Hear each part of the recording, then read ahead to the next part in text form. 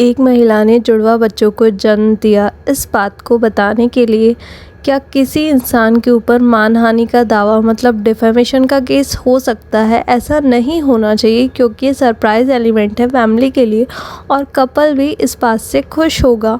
और इवन अगर किसी के यहाँ जुड़वा बच्चों का जन्म हुआ है तो उस कंडीशन में फैमिली भी खुश होगी। तो इसमें डिफेमेशन के केस जैसी तो कोई बात नहीं है क्योंकि ये बात किसी को हार्म नहीं कर रही है। पर अब इसी बात को आप दूसरे एंगल से देखिए तो यह मामला ये है जिस महिला के बारे में कहा जा रहा है कि उसने जुड़वा बच्चों को जन्म दिया है। डिलीवरी से 2 महीने पहले उसकी शादी हुई है।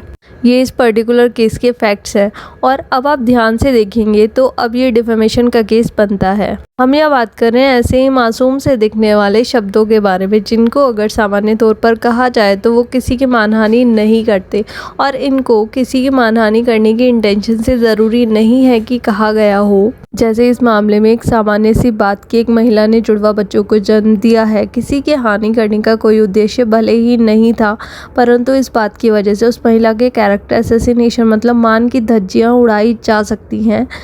इस वजह से जिस पर्सन ने इस बात को प्रोनाउंस किया है वो पर्सन डिफेमेशन के लिए लायबल होगा। तो आज हम बात कर रहे हैं इसी तरह के शब्दों के बारे में जो देखने में बहुत ही सामान्य या बहुत ही इनोसेंट लगते हैं और उनको कहने वाले इंसान की कोई मैंसरिया या गिल्टी इंटेंशन नहीं होती। उसके बाद भी जब हम उन शब्दों को किसी पर्टिकुलर सिचुएशन में अप्लाई करते हैं तो पता लगता है कि वो शब्द इतने भी इनोसेंट नहीं हैं और उससे किसी के भी मान की धज्जियाँ उड़ाई जा सकती हैं। इस तरह के शब्दों को बोला जाता है इनुएंटो। फॉर एग्जाम्पल एक राइटर ने अपनी क्रिएटिव इंस्टिंक्ट का यूज़ करके कुछ फिक्शनल कैरेक्टर्स डेवलप किए और उन कैरेक्टर्स से रिलेटेड एक आर्टिकल उसने पब्लिश किया।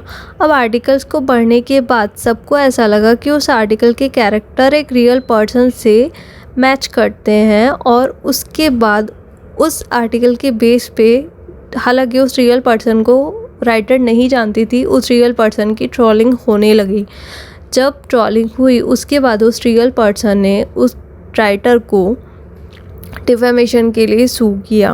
राइटर ने अपने डिफेंस में कहा सारे कैरेक्टर फिक्शनल थे, वो रियल पर्सन को नहीं जानती है, उसका ऐसा कोई इंटेंशन नहीं था और उसने किसी को डिफेम नहीं किया है। कोर्ट ने हेल्ड किया अनइंटेंशनल एक्ट से भी अगर किसी पर्सन का डिफेमेशन होता है तो वो एक्ट करने वाला पर्सन डिफेमेशन के लिए लायबल होगा और राइटर को लायबल डिक्लेयर किया गया। रिटर्न फॉर्म में या ऑरल फॉर्म में किसी भी तरह से मासूम से दिखने वाले शब्दों का प्रयोग करके किसी पर्सन के रेपुटेशन की अगर धज्जियाँ उड़ रही हैं भले ही उन शब्दों का प्रयोग करने वाले इंसान की इंटेंशन थी उसको डिफेम करना है नहीं, उसी को बोलते हैं इनुएंडो। इनुएंडो के लिए आपको सज़ा भी हो सकती है और आपको फ़ाइन भी भरना पड़ सकता है। फॉर एग्जाम्पल किसी व्यक्ति ने दूसरे व्यक्ति के बारे में कहा कि वो व्यक्ति तो संत है। अब संत सुनने से किसी को भी नहीं लगेगा, यहाँ किसी पर्सन का डिफेमेशन भी हो सकता है क्योंकि किसी को संत कहा जाए तो वो खुश होगा ना कि उसका डिफेमेशन होगा। बट यहाँ ट्विस्ट ये है, यहाँ संत किसी उच्च कोटि के इंसान के लिए यूज़ नहीं हुआ है बल्कि संत नाम का एक डकैतों का गैंग है और उस व्यक्ति के बारे में कहा जा रहा है कि उसने उस गैंग को ज्वाइन कर लिया। तो इस तरह इनोसेंट वर्ड्स का यूज़ करके अगर कोई पर्सन डिफेम होता है भले आपकी इंटेंशन ना हो आप इनुएंडो के लिए लायबल हो सकते हैं।